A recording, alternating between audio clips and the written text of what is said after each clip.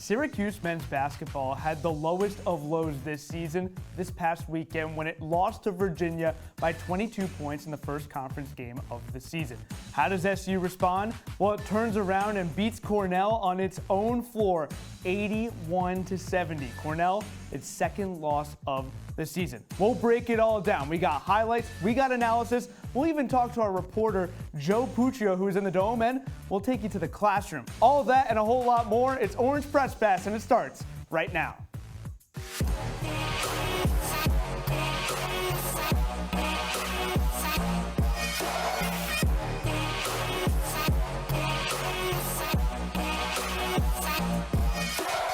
Welcome into the CitrusTV studio for Orange Press Pass with Srikar, Rajendran, and Sam Corcoran. I'm Ben Spector. Syracuse takes down Cornell 81-70. SU is back in the win column after falling to Virginia a few days ago. But Srikar, when you look at this game, your first immediate thoughts? Well, you know, it's funny because I thought that SU was kind of getting outplayed for much of this game. But here's the thing. They got the win, and that's all that matters at the end of the day. You wanted a response to that Virginia game, and I think they played with a little bit more fire. But in this one, you know, it really seemed like there were some aspects of the game that could have led to disaster for the Orange. Obviously, the foul trouble, carelessness with the ball at times. But again, at the end of the day, a win is a win, Sam. Yeah, you said it, Srikar. This was a good win for Syracuse, not necessarily a great win. Cornell, Srikar, it's a good mid-major school. They're 55th in the net ranking. But again, this is the Ivy League. This isn't the ACC where you're going to see a faster pace. You're going to see more physicality. If this was an ACC opponent, I think Syracuse could have lost this game. But hey, a win is a win.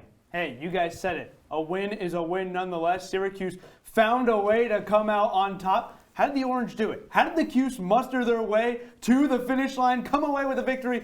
Let's go to the JMA Wireless Dome to break it all down. Ivy League versus ACC. Syracuse coming off a real tough loss. If you look at your screen, 7-1 Cornell. So it's not an easy test for SU, but the Orange started with some great defense. Down by one, Chris Bell comes out of nowhere, blocks this shot off the backboard. He had 4 blocks in this game. Then Judamins responds with a corner 3. SU up 10-5 early in the game. Then the Cuse almost was off and running on offense, but Nazir Williams takes it away. Cornell forced 12 turnovers. Nazir Williams lays it in for 2. And then on the other end of the floor, Syracuse responded. Justin Taylor, this trifecta, the forward finished with 15 points. He's been on and off all season long, but he was on right there, and Taylor makes another great play to Naheem McLeod, the 7'4" big, doing 7'4" things. But Srikar, Cornell ended this half on an 11-1 run. Well, Ben, when you're on a hot streak and the opponent is in a dry spell, that is how you cut a deficit. And Syracuse only led by 3 after 20 minutes, but early in the second half, Chris Bell hits this tray from the corner to make it 43-35, but Cornell responded. Cooper North, this trifecta, kept it an 8-point game, but on the other side, it was all Judamins, Sam.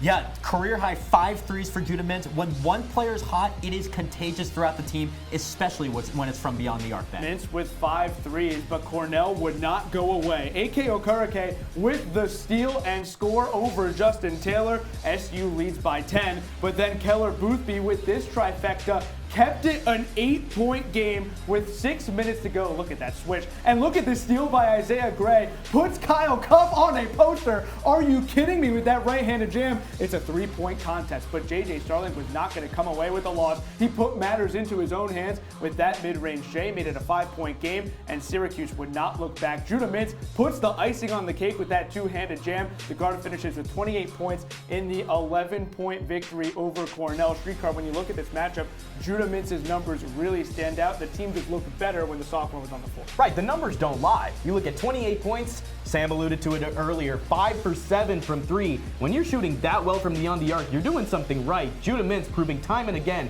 he is the engine to this offense. And it wasn't just Judah Mintz doing the job. Chris Bell, 19 points, 7 3-pointers. When these leaders step up, Syracuse can win games. They need to see that going forward. 3 players on SU finished with double figures for the Orange in the victory. All right, now we're joined by our reporter, Joe Puccio, who was there watching the game, tweeting for CitrusTV Sports. Look at Joe. He's sitting down. You look quite comfortable there, Mr. Puccio. But I got a big question to ask you. Look, Quadir Copeland was in the closing lineup for this team. Usually we've seen Chris Bell in that spot instead of Copeland, but tonight it was the sophomore in Quadir Copeland. So what went into that decision? What did head coach Adrian Autry have to say? So, Ben, I'll start with this. I have never sat in these chairs before, and this might have been the best decision I ever made. And pretty good decision for Adrian Autry to go with Quadir Copeland at the end of the game. He told us in post-game that it was a feel thing and that he needed another defender out there. I just heard Srikar and Sam talk about all these three-pointers that Syracuse made today.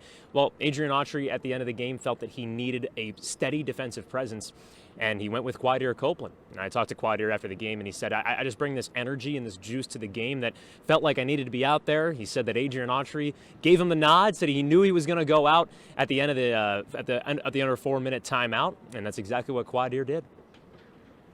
Joe, thank you for joining us. You look great as always. I really wanted to know about the perimeter defense. You know, there were guys open from beyond the arc in the first half for Cornell, but in that second half, things kind of seemed to straighten out. How did Coach feel about that perimeter defense? That's a good question, Srikar. Red Autry said that he wanted Cornell to play a 2-point game and not a 3-point game. So Syracuse actually went into this game wanting to defend the 3-ball. If you look at the entire Ivy League, top to bottom, each team shoots over 30% from downtown. And Red Autry and Syracuse knew coming into this game that they'd have to chase down those guys that were open. What he felt like was the best part of the 3-point defense was that they had guys running out to the perimeter, regardless if it was an open shot or not. They knew Cornell was going to take those shots. It's just a matter of making them. And he felt that Syracuse's defense was pretty solid around the perimeter. In a game that, looked like Cornell shot pretty well from deep, the Orange knew that the Big Red were going to shoot well from downtown, and Adrian Autry felt that his crew did its best part in defending that 3-point line. Hey, Joe, hope you're enjoying your seat in the Dome. One person who had a seat all night long, Benny Williams, is 4th DNP of the season. Did Coach Autry say anything about his status, especially after a weak game from the bench? Are you serious? Is that the most important question? I'm just playing with you, Sam. You know I'm playing with you. I think everyone was looking for a quote out of Adrian Autry. I think everyone wanted the Jim Boeheim explosion that we had last year. No. Adrian Autry said after the game that he's going to put the players that he thinks is best on the floor. Benny wasn't in a doghouse. He wasn't suspended. He wasn't out for this game. Adrian Autry just felt like he had to put the best players in the right spot. And I see that in the way that he backed that up was by Naheem McLeod not playing in the second half. Naheem started this game at center, but he didn't play the entirety of the second half. It was a Malik Brown show at the quote-unquote center position. So that goes to show that it wasn't that Benny Williams was, suspended for this game or he was out. It was just they had to put the right personnel in. And when you win by 11 against Cornell, you kind of have to put the right guys out there on the floor. So I'm sorry, Sam, there won't be any clip for you this time. Well, Joe, Malik Brown finished with 12 rebounds. I hope you enjoy the views from your seat there in the Dome. Thank you so much for joining us on Orange Press Pass, and make sure to follow at CitrusTV Sports on X for all updates all season long regarding SU men's hoops. All right, we're going to a quick break here on Orange Press Pass. On the other side, we'll break this game down a little bit more. We'll talk all things Orange, all things Big Red on the other side. Don't go anywhere.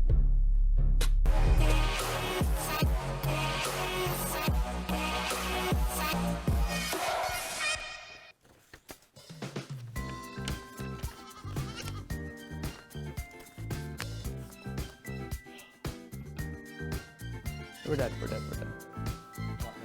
you serious? I was like, what the fuck did I do wrong?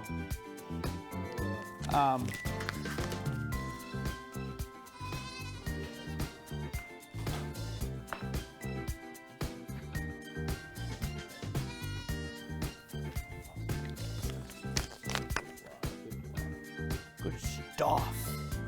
Yeah.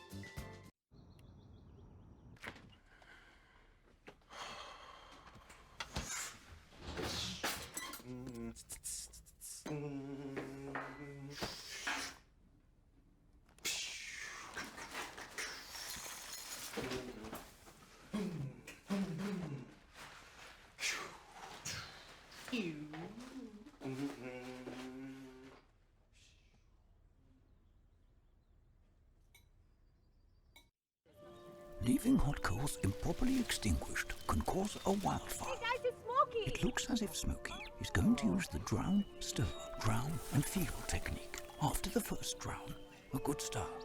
Next, another drink. And finally, a close feel. Is it cool? Okay. Yeah. Hey, Smokey, catch. Oh, my bad, Smokey. Only you can prevent wildfires.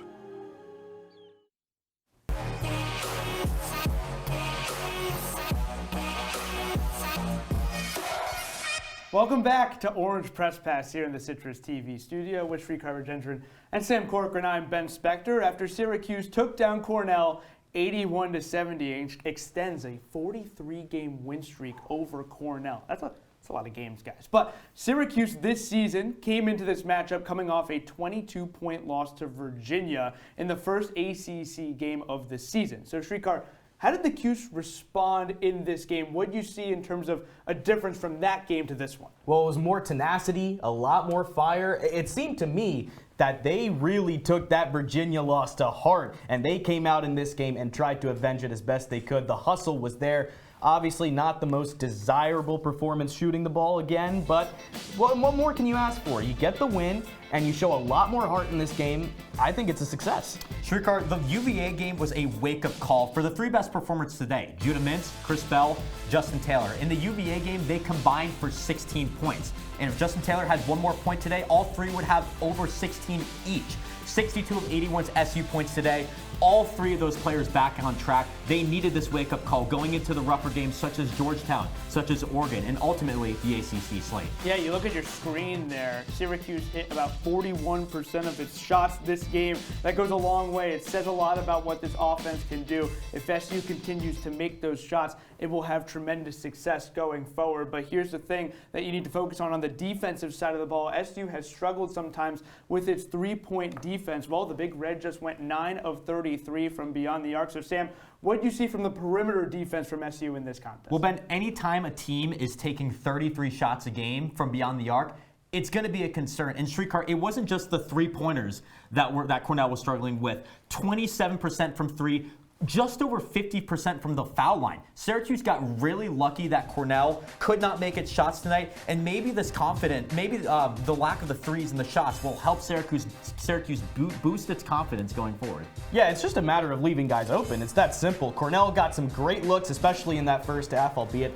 they didn't hit on all of them. I think you could just do a better job closing out, making sure there's always a contest. It's a minor thing. I think it's fixable and something that SU will figure out down the stretch. And guys, you just talked about that Virginia game. They gave up 12 three-pointers to the Cavaliers. Not necessarily a winning formula when you give up that many threes. But we talked to Joe a little bit about this earlier in the show. The closing lineup. Typically you see Judah Mintz, J.J. Starling, Justin Taylor, Chris Bell, and Malik Brown. Well, today it was Quadir Copeland instead of Chris Bell. So what do you think of that rotation, Srikar, down the stretch? As Coach Autry said in his presser, it's about putting your best defender on the floor. Even though Chris Bell scored 19 points, you still think it's a good formula? Hey, you need to get the best defender. It's not offense, it's defense, right? That's what matters. And in Chris Bell's sake, yes, he did have a good game. But with Quadir, I think the real risk was, the turnovers, right? He had a lot of turnovers in this game, so putting him in at the end, especially when the game is a little bit closer, is very risky. But I actually agree with Coach's decision. I think it paid off.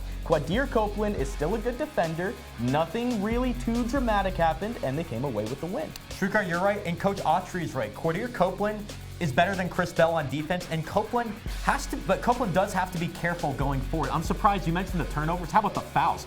4 fouls in the first half for Quadir Copeland. That can't happen. Quadir Copeland, a physical player, he'll have to tone it down a little if SU needs his defense down the stretch, especially in games like tonight. Luckily, though, Chris Bell did play great defense. 4 blocks for the forward. If they need Chris Bell, they can use him, but Quadir Copeland, the better option on defense. So Bell, 4 blocks, 19 points. Justin Taylor with 15 points.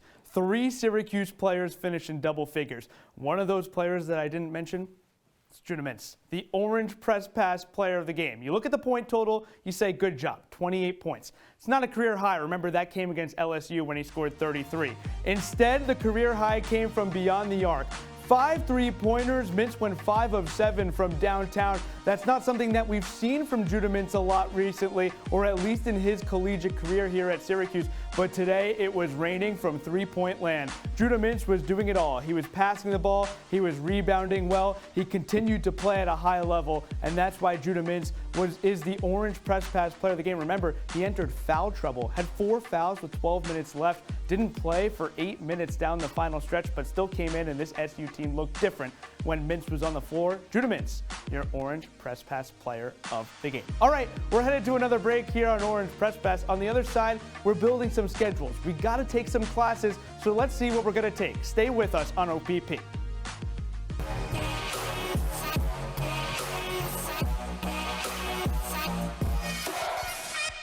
Welcome to my house. Lately, not my happy place. Everybody's pretty tired of each other. The parents were not themselves. My little brothers were morphing into small creatures. The walls were closing in. Clearly, a case of too much family, too close, 24/7. And there's a lot of that going around right now. If this sounds like your house, try going someplace new. YourLifeYourVoice.org. You'll find lots of ideas to help you handle the family stresses of being confined to close quarters. YourLifeYourVoice.org. It might not get you out of the house, but it could help you find a little more breathing room.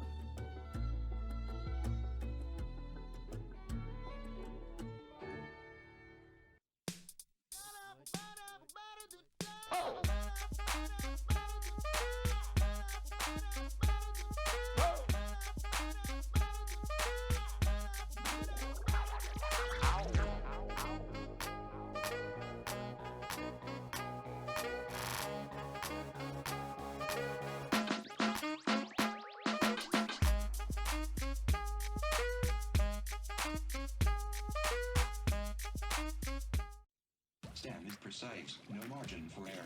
Dare to forget that. Dare to have fun with it. Get weird with it. Dare to send those old STEM theories flying past the neighbor's house into outer space.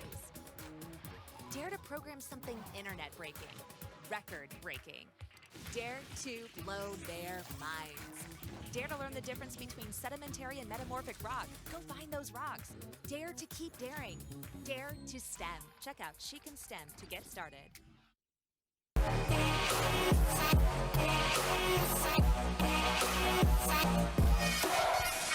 Welcome back to Orange Press Pass with Srikar, Rajendran, and Sam Corcoran. I'm Ben Spector. It looks a little bit different. The desk is no longer here. That's because we're building some schedules. Look, 9 games into the season, SU, we've learned a lot about Syracuse men's basketball, but there's still a lot more to learn, and that's why the team, you see Judah Mintz right here, Chris Bell, Justin Taylor behind them, they go to their guidance counselor, Adrian Autry, because they need to build some schedules. So guys, we're going to start with the backcourt here. J.J. Starling and Judah Mintz through 9 games. What do they need to learn and keep doing more for SU to have success? What class do they need to take, Srikar? Well, you might be thinking, history. Let's go to science. Let's go to math. Let's go completely out of the box and say gymnastics. Wow. Okay, that's a class you took in high school? Gymnastics? I wasn't very good at it. Physical education? You know, I wasn't good at it because what is the one thing that gymnasts need to do? Balance. There's no balance with this backcourt. Both guys are out of sync. J.J. Starling just really doesn't have a defined role. Judah is the alpha. What is Starling? I think you just need a little bit more cohesion and the two of them just working together to form that dynamic duo, because Judah can't be putting on his backpack every day to carry Judah. You see what I did there? Oh, absolutely. And you mentioned gymnastics. A lot of people consider that an extracurricular activity. You know how you participate in those extracurricular activities? By going to class. That's why I'm going with homeroom. It's the one class you go to every day. And I've been taking attendance, guys. We've had too many absences throughout the season. J.J. Starling and Quadir Copeland, They appeared absent today against Cornell. Judah, Mintz, Taylor, and Bell were absent against Virginia. We need to see these players on a more consistent basis show up in class. Ben, if they can't do that, this team can't be consistent. So you think that J.J. Starling just doesn't show up to school? He didn't show up today. Oh, I took attendance. I mean, he almost brought his backpack too. That was a good pun that you had. Thank you. I like the Thank backpack you. thing. You I caught appreciated it it more than Sam. I caught it. Thank you. But hey, there's still more school. There's still more things to learn. There's still more classes to take. Someone who needs to build the schedule, the guidance counselor himself, Adrian Autry. Through 9 games, it's his first time ever in a head coaching role. So Sam, what class does Adrian Autry have to take? Adrian Autry needs to go to culinary arts, Ben. I'll tell you why. You saw moments tonight where Syracuse was hot after timeouts. They ran away with the game in the final 2 minutes. Adrian Autry cooking it up, putting a little chef in the coaching, but you also saw moments where SC was cold after he took a timeout. The Orange didn't score for the final 5 minutes of the first half. So we know that Coach Autry can cook, as explained by that first timeout, but can he be doing this on a consistent basis? Ben, Srikar, you know where he can do this on a consistent basis? In culinary arts class, if he's showing up, if he's learning how to cook, he gets to cook every day. Let Autry cook. Should we let that campaign ride? I don't know, but I'm ready to go to chemistry with Adrian Autry because if we take a look at that defense, all right, you're running 2 defenses at once, and it's yielded, I'd say, mixed results, right?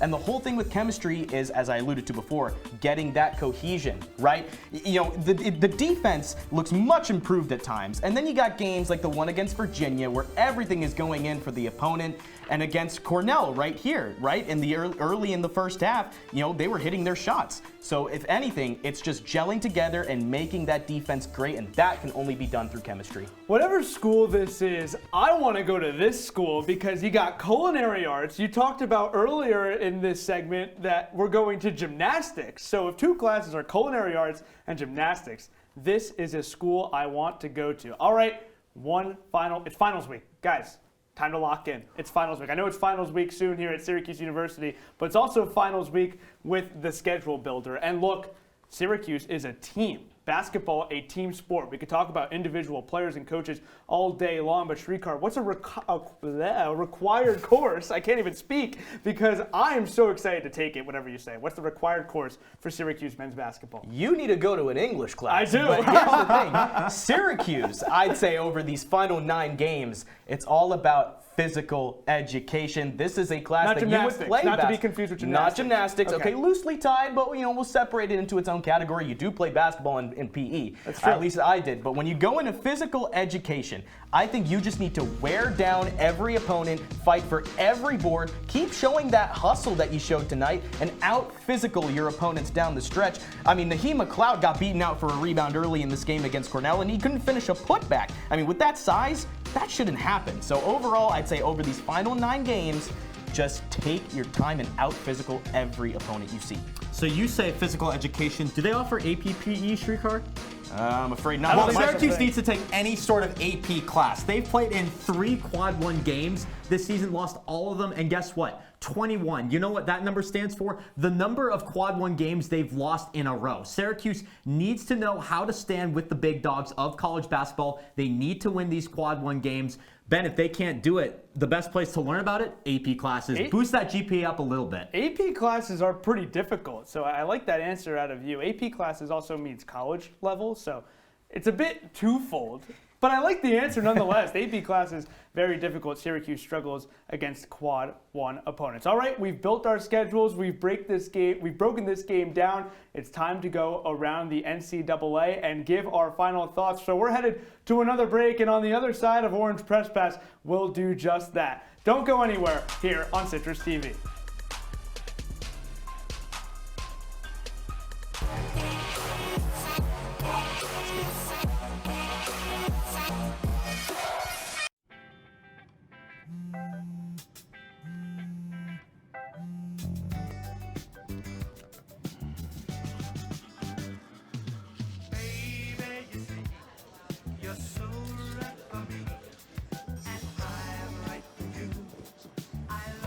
Things you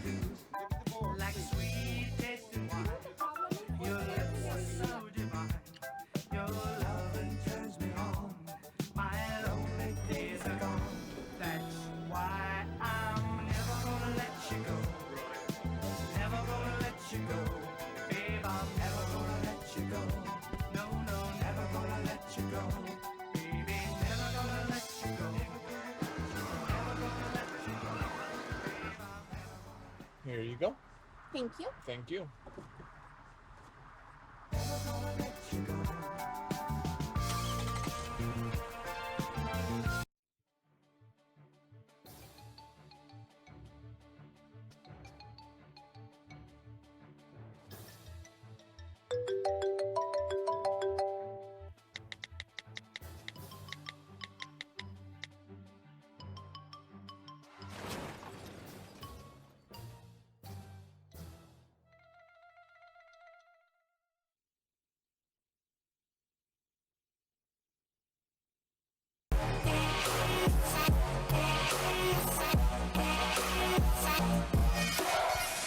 Welcome back to the CitrusTV studio for Orange Press Pass with Srikar, Rajendran, and Sam Corcoran. I'm Ben Spector after Syracuse took down Cornell 81-70 in the 128th rendition of this matchup. But SU and Cornell, not the only matchup going on around the NCAA. If you look at the matchups here, North Carolina and UConn, a top 10 clash, and Srikar, the Huskies, got it done, a win by 11 points. Yeah, it's a great win for the Huskies. And I'm also looking at that Virginia game, blowing out NC Central by 30, back-to-back blowouts for the Hoos, and also the Jimmy B Classic. How could we forget? Florida Atlantic, a lot of questions surrounding that team on if they were actually legit.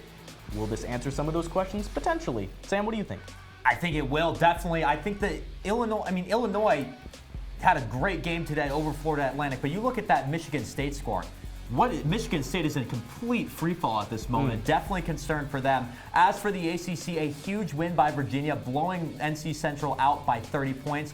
UConn, too much for UNC, but I think the Tar Heels can bounce back, Ben. And you look at the Big Ten here, number 23, Wisconsin over Michigan State. This is a conference with a lot of good basketball teams. Remember, just last week, Northwestern took down the number 1 team in the country, Purdue. Wisconsin, though, takes care of business against Michigan State. All right, moving back to Syracuse, back to the Hill. Looking forward at this schedule, the final non-conference stretch for the Orange. And Sam, you look at the opponents, Georgetown, the 97th matchup between the two programs, Oregon. That could be a big game in a neutral site in South Dakota. Absolutely. It could be a tough game. Oregon, I have penciled in as a tournament team at the moment. I want to talk about that Georgetown game. That is a must-win contest for Syracuse. They need a true road win before ACC play. The Hoyas have been down lately. They need to capitalize on that. And if they capitalize on that, Srikar, that could have some confidence going into Oregon. Sam, you're spot on. I think you got to take advantage of these next few games before you head into that tough ACC slate. Oregon, definitely the toughest matchup up there. I think Georgetown and Niagara are wins, but Oregon, play them tough, play them physical, and you could get a win right there as well. Still very important for SU to not gloss over any of those opponents as it continues to go through the gauntlet of a schedule that it has, but it starts with Georgetown this upcoming weekend with an 11:30 a.m. tip. Get up bright and early for that one. 3:30 p.m. Eastern time for Orange Press Pass, the postgame coverage for CitrusTV Sports. Will have coverage of men's basketball here at Syracuse all season long. But Srikar, when you look at this game, what does SU have to do to get a win? Well, it's a huge rivalry first and foremost. You can't say Syracuse and Georgetown without saying rivalry. Both teams not really on equal planes, but there is a chance that Georgetown plays up to Syracuse for this one. So if I'm the Orange, I am on my A game all day. You need to keep your foot on the gas. And if you remember, the last time Syracuse went to Georgetown 2021, the Orange choked a lead, Georgetown won. That could be on some of these players' minds. Syracuse looking to bounce back, get this win over Georgetown. As I said, a must-win contest. Remember, this is a game where both sides have new faces as the head coach. Adrian Autry and Ed Cooley, who came from Providence to Georgetown, start in their first seasons, the first time they match up as the head coaches. But for now, Syracuse takes down Cornell 81-70. Srikar, your final thoughts from this game? My final thought? Take the win and run. It's as simple as that. You got the win. You escaped. It wasn't pretty, but you ended up doing it anyway. There are flaws that you can work on. All minor things I think are fixable, but you got the win, and that's what matters. Exactly, Srikar. And you saw leaders step up like Judah Mintz, like Chris Bell and Justin Taylor. The leadership's great. They now need to take it to the next level. Georgetown, Oregon, and the ACC slate are perfect places to do it. If they can do it, Ben, this team could be dancing come March. And Syracuse got a victory when it needed it most. The Orange fell to the Cavaliers by 22 points on the road in the first conference game of the season. Turn around just a few days later on their home court, take down Cornell 81-70. 3 different SU players finished in double figures. All right, that's all the time we have here on Orange Press Pass. Srikar, Rajendran, Sam Corcoran, and Ben Spector signing off after SU picks up another victory over Cornell.